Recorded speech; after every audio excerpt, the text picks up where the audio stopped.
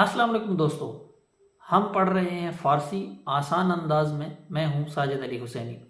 आज हम इस दर्स के अंदर एक और अहम नुक्ता पढ़ेंगे।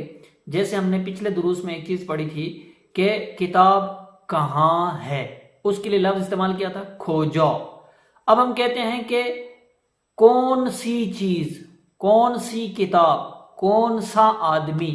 लिहाजा कौन सा का जो लफ्ज़ है फ़ारसी में उसे क्या कहते हैं? फारसी में कहते हैं खोदाम, काफ दाल अलिफ मीम, खोदाम। लेकिन जब आप महली लैंग्वेज में जाएंगे तो आप अक्सर को बोलते हुए देखेंगे, सुनेंगे, वो कहते हैं खुदूम, खुदाम, खुदूम।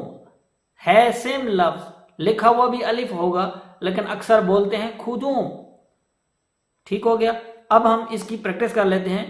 खुदाम सीब खैरमेज एस, खुदाम सीब खैरमेज एस, कौन सा सेब रेड कलर का है।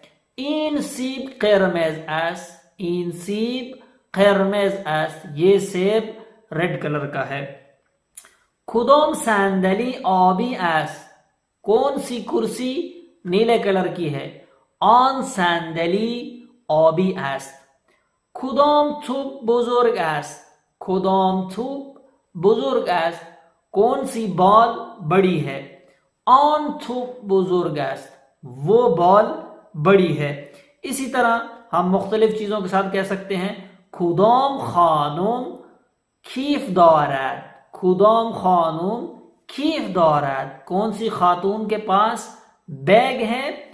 ऑन खानुम लागर, वो खातून जो पतली हैं उनके पास, खीफ दौरत, उनके पास क्या है, बैग मौजूद है। इसी तरह आप मुख्तलिफ अल्फाज के साथ इसके जुमले बना सकते हैं और जुमले बनाने के साथ साथ आपकी प्रैक्टिस भी अच्छी हो जाएगी और उम्मीद है कि इंशाल्लाह आप अच्छे अंदाज में फ़ारसी सीख पाएंगे।